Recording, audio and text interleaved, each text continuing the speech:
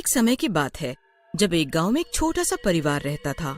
उस परिवार में शांति और उसके माँ बाप रहते हैं। शांति ही अपने माँ बाप की देखभाल करती थी। उनके पास काफी जमीन थी जिस पर शांति खेती किया करती थी। पूरे घर की जिम्मेदारी उसके ऊपर थी जो वो काफी अच्छे से निभा रही थी। एक दिन की बात है जब शांति खेतों में काम कर रही थी, पर तभी साथ वाले खेत के ट्रैक्टर की ब्रेक फेल हो गई। वो शांति के खेत में घुसा चला आया और शांति उसकी चपेट में आ गई। पास में ही हरि नाम के लड़के का भी खेत था जो जल्दी से शांति के माँ बाप को बुलाने गया।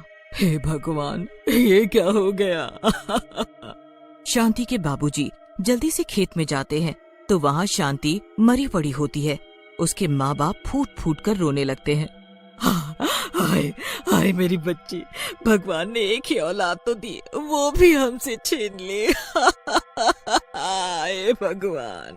शांति के माँ बाप शांति को उसी खेत में दफना देते हैं। शांति के बिना उसके माँ बाप एकदम अकेले पड़ जाते हैं। उन्हें समझ ही नहीं आ रहा होता कि अब वो कैसे अपना बचा खोचा जीवन शांति के बिना निकाल पाएंगे। बड़ी मुश्किलों से उनका एक एक दिन गुजर रहा होता है और ऊपर से एक दिन जमींदार का आदमी दरवाजे पर आकर खड़ा होता है। कोई है क्या घर में? कौन है? अंदर आ जाओ। हाँ भाई, कर्जा देने का कोई इरादा है कि नहीं? कर्जा? हाँ, कर्जा जो तुम्हारी बेटी ने लिया था पिछले महीने। बेटा, हम कर्जा कैसे चुका पाएंगे? हमारा तो एक ही सहारा थी और वो भी चली गई। अब तो कुछ दिन में खाने को भी नहीं होगा हमारे पास। वो देखो, मैं कुछ नहीं जानता। जमींदार जी ने बोला है पैसे लेकर आओ। अब मुझे एक तारीख बता दो कि कब पैसे दोगे। हमें कुछ दिन की मोहलत दे दो। वो आदमी वहाँ से चला जाता है। उसके बाद बेचारे बूढ़े माँ बाप चिंता में पड़ जाते हैं। मैं सोच रहा हूँ कल से खेती करना शुरू कर दूं। एक बार की फसल से सारा कर्जा भी उतर जाएगा और हमारा भी गुजारा हो जाएगा। अरे पर आप इस उम्र में कैसे खेती करोगे? आप थोड़ी देर चलकर ही इतना थक जाते हो और खेती करने की बात करते हो। कोई और चारा भी तो नहीं है हमारे पास। अगर कर्जा नहीं चुकाया तो जमींदार हमारे खेत घर सबके ऊपर कब्जा कर लेगा। अगले दिन बेचारा बूढ़ा आदमी खेतों पर काम करने जाता है। थोड़ा सा काम करके ही उस बूढ़े आदमी की हालत खराब हो जाती है। वो बहुत थक जाता है और उस जगह आकर बैठ जाता है जहाँ उसकी बेटी को दफनाया गया होता है। शांति के बाबूजी वहीं सिर रखकर खूब रोते हैं। बेटी, तू बहुत याद आती है। देख आज तेरे बाबूजी की क्या हालत हो गई है। जब तक तू थी हमें एक पल भी कभी किसी चीज से तकलीफ नहीं हुई। आज तेरे बिना सब खत्म हो गया है। बेचारा बूढ़ा आदमी रो धोकर उठता है और घर वापस आ जाता है। क्या हुआ? आप वापस आ गए? मैंने बहुत कोशिश की खेतों पर काम करने की, पर इस बुढ़ापे में मेरे बस की कहाँ ये सब। मैंने तो आपको पहले ही बोला था ना कि आप कहाँ कर पाओगे खेती, पर आपने मेरी एक नहीं सुनी। हाँ, अब समझ आ गया, पर अब ये खेत, ये घर सब हमसे छिन जाएगा। क्या होगा अब हमारा? बेचारे बूढ़े बाप इसी चिंता में भूखे सो जाते हैं और उधर खेतों में जमीन से एक धुआं उठता है। सब जगह धुआं ही धुआं हो जाता है। धुएं से फिर किसी के हंसने की आवाज आती है। जब धुआं हटता है तो वहाँ एक चुड़ैल खड़ी जोर जोर से हंस रही होती है। मेरे खेत, मेरे प्यारे खेत। चुड़ैल पागलों की तरह पूरे खेत में इधर से उधर भागने लगती है। मेरी मिट्टी, मेरी मिट्टी, मेरे खेत। मैं इनको ऐसे बंजर नहीं रहने दूंगी। अपने माँ बाप को दुख नहीं झेलने दूंगी। मैं मरकर भी अपना फर्ज निभाऊंगी। चुड़ैल खड़ी होती है और खुद ही हल जोतना शुरू कर देती है। पूरी रात वो हल जोतती रहती है। फिर जैसे ही 4 बजने वाले होते हैं वो एकदम रुक जाती है। हाँ, सुबह होने वाली है। अब मुझे जाना होगा। किसी ने मुझे यहाँ देख लिया तो मुसीबत हो जाएगी। वापस से वहाँ धुआं उठता है और चुड़ैल उस धुएं में गायब हो जाती है। जब सुबह होती है तो पास वाले खेत में हरी काम करने आता है।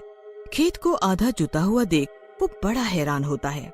अरे बाबूजी तो बड़े ताकतवर निकले। बताओ, इस उम्र में आधा खेत जोत कर चले गए, पर समझ नहीं आ रहा कि उन्होंने ये सब किया कब। कल तो वो थोड़ी देर आकर वापस चले गए थे। हरी फिर शाम को घर जाते वक्त उन दोनों से मिलने चला जाता है और बातों बातों में खेत की जुताई की बात करने लगता है। ये बात सुनकर दोनों बूढ़े माँ बाप भी हैरान हो जाते हैं। मैंने तो ऐसा कुछ भी नहीं किया। मैं कल गया तो था, पर वापस आ गया था। तो फिर बाबूजी आपका खेत? अरे तुझे गलत फहमी हुई होगी, छोड़ ये सब और बता शहर कब जा रहा है? नहीं बाबूजी, अब शहर जाने की इच्छा नहीं है, सोच रहा हूँ यहीं रहूं। आपकी तरह मेरा भी दुनिया में कोई नहीं है। यहाँ तो अब सब गांव वाले अपने लगते हैं। आप भी मेरे माँ बाबूजी जैसे हो, पर शहर में कोई अपना नहीं। ये तो तूने सही कहा, यही रहे आराम से, दिक्कत क्या है? हरी काफी देर वहाँ बैठता है और फिर अपने घर चला जाता है। रात काफी हो चुकी होती है और जब पूरा गांव सो जाता है तो फिर से उस खेत में धुआं उठता है और वही चुड़ैल वापस आ जाती है। अभी आधा खेत बचा हुआ है, मुझे आज रात में पूरे खेत को जोतना ही होगा। चुड़ैल पूरी मेहनत से बाकी का खेत भी जोतने में लग जाती है। रात भर में वो पूरा खेत जोत देती है और वहाँ से उसी धुएं के साथ गायब हो जाती है। अगले दिन फिर हरी खेत देखकर हैरान हो जाता है और फिर से माँ बाबूजी को जाकर बताता है, पर उन्हें कुछ भी समझ नहीं आ रहा होता कि आखिर ये कौन उनकी मदद कर रहा है। आखिर कौन है जो हमारी मदद कर रहा है? क्यों ना आज रात को हम जाकर देखें? रात को बाबूजी अकेले जाते हैं और छुपकर देखते हैं, पर वहाँ कोई भी नहीं होता। सब ऐसे के ऐसे ही पड़ा रहता है। काफी देर इंतजार करके वो थक जाते हैं और घर वापस आ जाते हैं। उनके जाने के बाद जब 12 बजते हैं तो चुड़ैल फिर से आ जाती है। आज तो मुझे बीज बोने हैं, ये तो चलो आसान काम है, मैं एक रात में ही कर दूंगी। जल्दी फसल उगने लगेगी और सब मुसीबत दूर हो जाएगी। चुड़ैल फटाफट पूरे खेत में बीज बो देती है। जब थोड़े दिन बाद खेत में छोटे छोटे अंकुर निकलने लगते हैं, तब हरी जल्दी से माँ बाबूजी के पास जाता है और उनको खेतों में लेकर आता है। अरे ये तो वाकई चमत्कार हो गया। मुझे नहीं पता, पर ये तो सच में चमत्कार ही है। पूरे खेत में फसल उगना शुरू हो गई और देखो, जहाँ मेरी बेटी है वहाँ एक घास तक नहीं उग रही। माँ बाबूजी उस जगह जाकर बैठ जाते हैं और शांति को याद करके खूब रोते हैं। उनके रोते ही वहाँ बारिश शुरू हो जाती है और उनको घर वापस आना पड़ता है। उसके बाद चुड़ैल रोज रात को आकर अपने जादू से बारिश करती है। कुछ ही समय में खेत में लहराती हुई फसल उग जाती है। माँ बाबूजी को तो समझ ही नहीं आ रहा होता कि आखिर ये सब कौन कर रहा है। एक दिन फिर दोनों बूढ़े माँ बाप सोचते हैं कि वो पूरी रात वही खेत बैठकर देखेंगे आखिर ये सब कर कौन रहा है। बस फिर रात को साथ वाले हरी के खेत में छुपकर बैठ जाते हैं। काफी देर हो जाती है पर वहाँ कोई नहीं आता। मैं उस दिन में कितनी देर इंतजार करता रहा, पर उस दिन भी कोई नहीं आया था यहाँ। अरे आप थोड़ा सब्र रखो, शायद जो भी आता है वो देरी से आता है ताकि उसे कोई देख न ले। बाबूजी तो सो जाते हैं पर शांति टकटकी लगाए इंतजार करती रहती है। अब उसको भी नींद का झोंका आने लगता है। वो बड़ी कोशिश करती है कि वो सोए ना, पर उसे भी नींद आ जाती है। उसको नींद आते ही चुड़ैल का आने का वक्त हो जाता है। चुड़ैल को अंदाजा ही नहीं होता कि वहाँ कोई उसके इंतजार में छुपकर बैठा है, इसीलिए तो वो बेफिक्र अपने काम में लग जाती है। कितनी अच्छी फसल हुई है, इनको बेचकर काफी अच्छे पैसे आएंगे और सब ठीक हो जाएगा। चुड़ैल पूरी मेहनत से सारी फसल काट देती है और एक जगह इकट्ठा करने लगती है कि तभी उन दोनों बूढ़े माँ बाप की आंख खुल जाती है। मुझे ऐसा लगा यहाँ आसपास मेरी बेटी है, हमारी बेटी है आसपास। हाँ सही कहा, मुझे भी अभी सपना आया कि शांति हमसे मिलने आई है। एकदम फिर से दोनों की नजर उस चुड़ैल पर पड़ती है। वो चुड़ैल को फसल इकट्ठा करते देख लेते हैं। अब उन्हें सब समझ आ जाता है कि ये सब एक चुड़ैल का काम है। अजी ये तो चुड़ैल है, चुड़ैल। ये चुड़ैल अब तक इस खेत में काम कर रही थी क्या? अब मैंने अपना फर्ज पूरा किया, अब मेरे माँ बाप का सारा कर्जा उतर जाएगा। इतना कहते ही चुड़ैल के आसपास धुआं उठता है और वो उसी जगह समा जाती है जिस जगह शांति को दफनाया हुआ होता है। शांति, शांति, मेरी बच्ची शांति। दोनों भागते हुए जाते हैं पर तब तक वो चुड़ैल अंदर समा चुकी होती है। अरे हम कैसे नहीं समझ पाए बेटी कि वो तू ही थी, तू ही तो रोज आती थी हमारी मदद करने। शांति। माँ बाबूजी का सारा कर्जा उतर जाता है और उनके पास अच्छे खासे पैसे भी बच जाते हैं। वो हरि को भी इसके बारे में बताते हैं। हरि ये सुनकर बड़ा हैरान होता है। बस फिर हरि उन दोनों बूढ़े माँ बाप को अपने साथ रखता है। जल्द ही वो शादी कर लेता है और सब हंसी खुशी मिलकर रहने लगते हैं। अमन एक दिन रात को कॉलेज से घर आ रहा होता है। तभी उसकी नजर एक ऐसी जगह पर पड़ती है जहाँ लिखा होता है लॉस्ट एंड फाउंड। तभी अमन का ध्यान उसी डिब्बे में रखे एक लैपटॉप पर जाता है। अरे वाह, ये लैपटॉप तो बड़ा अच्छा लग रहा है, पर पता नहीं किसका होगा। मेरा मन तो कर रहा है कि ये लैपटॉप ले जाऊं। वैसे भी किसी को क्या पता चलेगा यहाँ कौन सा किसी का नाम लिखा है। लॉस्ट एंड फाउंड में तो कोई भी लेके जाएगा, क्या पता चलेगा। तभी अमन यहाँ वहाँ देखते हुए लैपटॉप उठा लेता है और अपने घर आ जाता है। सच में बड़ा मस्त लैपटॉप है। मुझे वैसे भी एक लैपटॉप की जरूरत थी। अरे क्यों ना मैं सभा और प्रतीक को भी ऑनलाइन चैट पर जोड़ लूं। आखिर उन्हें भी तो दिखाऊं अपना लैपटॉप। तभी अमन अपने दोस्तों को मैसेज करके ऑनलाइन बुलाता है। वीडियो कॉल पर अमन सभा और प्रतीक के साथ बात करने लगता है। अरे यार अमन, तुम्हारे पास तो एंड्रॉइड फोन भी नहीं है, फिर तुम वीडियो कॉल कैसे कर रहे हो? हैं? गेस करो। सभा, तुम बताओ, तुम्हें क्या लगता है? मुझे आइडिया नहीं, तुम बता दो अमन। ओके, तो फ्रेंड्स, मैं लैपटॉप से ऑनलाइन हूँ। लैपटॉप? बट तुम्हारे पास लैपटॉप आया कहाँ से? हैं? इन लोगों की चटपट चल ही रही थी कि अचानक से लैपटॉप में एक और पॉपअप होता है और अचानक एक भयानक सी शक्ल में एक भूत के वीडियो कॉल भी ऑन हो जाती है।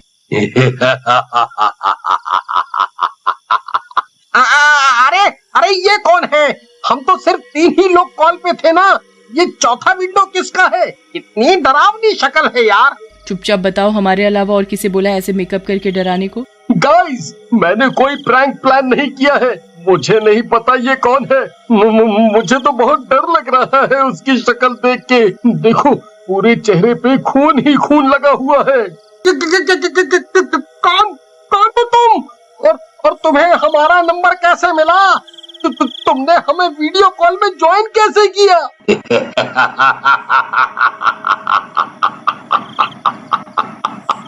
अभी भी तुम लोग नहीं समझ पाए कि मैं कौन हूँ।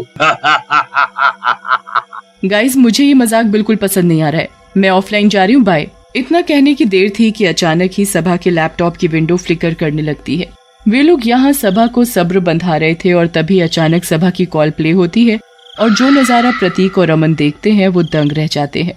सभा का सर धड़ से अलग टेबल पर पड़ा हुआ था और उसकी आंखों से खून बह रहा था। सभा का लैपटॉप चालू हो चुका था। बचाओ बचाओ, कोई बचाओ। सभा, ये कैसे हो गया? सभा, ओह माय गॉड! सभा, बचाओ, हमें कोई बचाओ। सच बताओ, तुम कौन हो? और ये सब तुमने ही किया है ना? हमारे दोस्त को तुमने ही मारा है ना? हाँ, सभा को मैंने ही मारा है और अब तुम लोग भी मरोगे। अमन जल्दी जल्दी भड़बड़ाया हुआ कॉल डिस्कनेक्ट करने की कोशिश करता है, पर लाख कोशिशों के बाद भी वो कॉल डिस्कनेक्ट नहीं कर पाता। तुम लोग बेकार की कोशिश कर रहे हो, मेरे जाल में फंस चुके हो और अब तुम दोनों मरने वाले हो। अपने मरने की बात अपने ही कानों से सुनने के बाद भी उन लोगों को यकीन नहीं हो रहा था। भूत, मैंने आपका क्या बिगाड़ा है? मैं तो आपको जानता भी नहीं। कृपया मुझे नहीं मारो। बचाओ बचाओ बचाओ। तभी अमन के फोन पर एक मैसेज आता है, अब तुम्हारी बारी है। ये मैसेज पढ़कर अमन तो मानो जीते जी मर गया हो। वो वहीं चक्कर खाकर बेहोश हो जाता है। इधर प्रतीक अमन को वीडियो कॉल पर बेहोश होता देख अपने घर से बाहर भागने लगता है अपने आप को बचाने के लिए। बचाओ बचाओ, कोई है?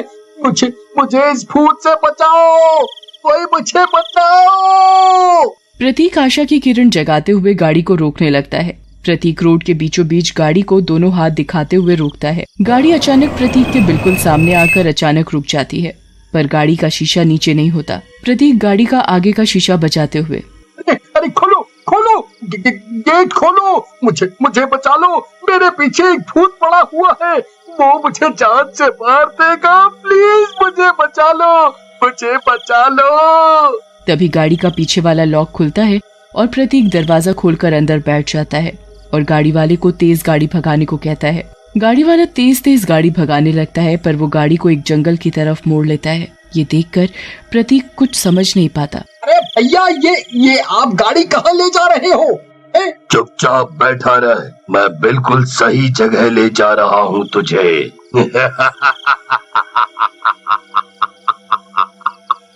और जोर जोर से हंसने लगता है। जैसे ही प्रतीक सामने वाले शीशे में उसकी शक्ल देखता है, मानो धरती पलट गई हो। वो गाड़ी वाला और कोई नहीं, वही भूत था जिससे बचने के लिए वो इतनी कोशिश कर।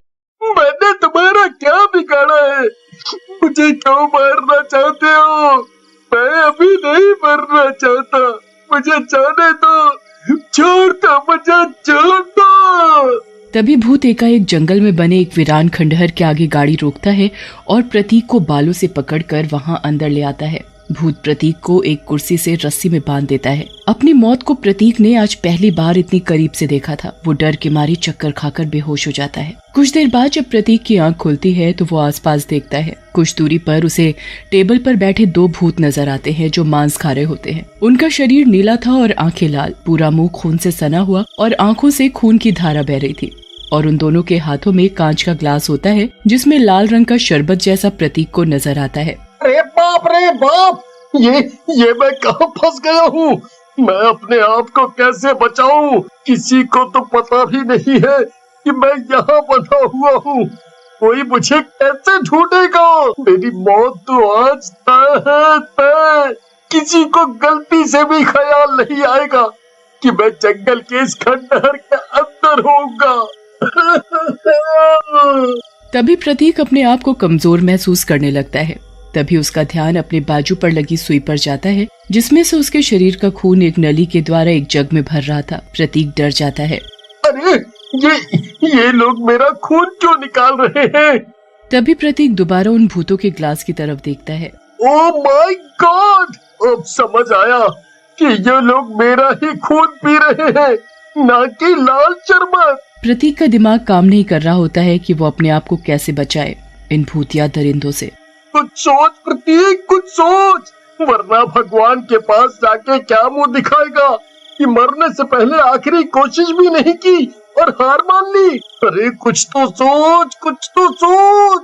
तभी उसका ध्यान अपनी पैंट की जेब पर जाता है। अरे हाँ, ये मैंने पहले क्यों नहीं सोचा? मोबाइल तो मेरी जेब में ही है, मैं कॉल करता हूँ। किसी को क्या पता, मुझे कोई ढूंढता हुआ यहाँ आ ही जाए। प्रतीक भूतों की नजरों से बचते हुए जेब से फोन निकालता है और किसी तरह पुलिस को फोन लगाता है। हेलो, पुलिस स्टेशन जी, मैं प्रतीक बोल रहा हूँ। मैं यहाँ जंगल के खंडहर में फंस गया हूँ, प्लीज मेरी मदद करो, प्लीज। हेलो भाई, कौन रो रहा है कॉल पर? नाम तो बताओ अपना। प्रतीक परेशान होकर वापस पूरी बात बताता है, पर पुलिस वालों को कॉल पर सिर्फ रोने और चीखने की आवाज सुनाई दे रही थी।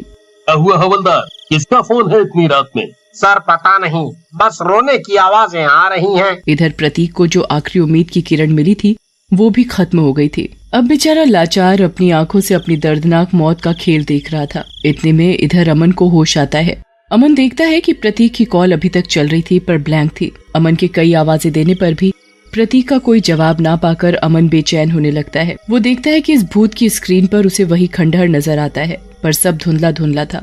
अमन भौचक्का रह जाता है और समझने की कोशिश करता है कि ये सब का मतलब क्या है। इधर पुलिस वाले इस कॉल की लोकेशन ट्रेस करने लगते हैं और पता लगाने की कोशिश करते हैं कि आखिर माजरा क्या है। इधर अमन बहुत सोचने समझने पर उसके दिमाग में एक बात आती है। वो लैपटॉप लेकर फटाफट उस लॉस्ट एंड फाउंड वाली जगह के लिए निकल पड़ता है। भागते भागते अमन कुछ देर में उसी जगह पर पहुंच जाता है जहां उसने उस लैपटॉप को पहली बार देखा था। वो पाता है कि उस जगह पर कुछ बहुत अजीब था। सारी चीजें खूबसूरत तो थी पर उनको देखकर एक अनचाहा सा एहसास था। अमन कुछ ठीक नहीं पाता और उस लैपटॉप को डायरेक्ट ऑफ करके वहीं डिब्बे में रख देता है। इधर वे भूत प्रतीक को मारने की तैयारी कर ही रहे होते हैं कि एकाएक वो खंडहर गायब होने लगता है। अरे ये क्या हो रहा है? हमारी दुनिया वापस से नष्ट क्यों हो रही है? इतने सालों बाद तो हम इस दुनिया में वापस आए थे, इंसानी खून पीने को मिला था इतना तरसने के बाद, पर ये किसने किया? किसने किया? प्रतीक समझ नहीं पा रहा होता है कि ये सब क्या हो रहा है। धीरे धीरे वो खंडहर, वो भूत सब नष्ट होने लगते हैं और धुआं बनने लगते हैं। तभी प्रतीक पाता है कि वो खंडहर वाला भ्रम सब खत्म हो चुका है, पर प्रतीक खून निकल जाने की वजह से बहुत कमजोर महसूस कर रहा होता है। अरे मैं इतना कमजोर हो गया हूँ कि अपने आप को निकाल भी नहीं पा रहा इस रस्सी से। और बेहोश हो जाता है। तभी वहाँ पुलिस भी प्रतीक का नंबर ट्रैक करते करते उसी जगह पहुँच जाती है। अरे ये कौन है? सर ये तो बहुत कमजोर हो गया है। देखिए, इसे देख के लगता है कि इसके शरीर का खून कुछ ज्यादा मात्रा में निकाला गया है। हमें इसे जल्द से जल्द हॉस्पिटल में एडमिट करवाना चाहिए। पुलिस फटाफट एम्बुलेंस बुलाती है और प्रतीक को हॉस्पिटल भेजती है। अमन को जब इसकी खबर मिलती है तो वो प्रतीक से मिलने आता है। प्रतीक उससे सारी घटना बताता है। प्रतीक, अगर हम किसी को ये भूतिया लैपटॉप का किस्सा सुनाएंगे ना तो कोई हमारा विश्वास नहीं करेगा। अभी मैं वो लैपटॉप वापस वहीं छोड़कर आया हूँ। बेहतर यही होगा हम ये सब एक बुरा सपना समझ के भूल जाएं। हाँ दोस्त, भूल जाएं। प्रतीक भी अमन की हाँ में हाँ मिलाता है और वो दोनों इस राज को अपने भीतर ही दफन कर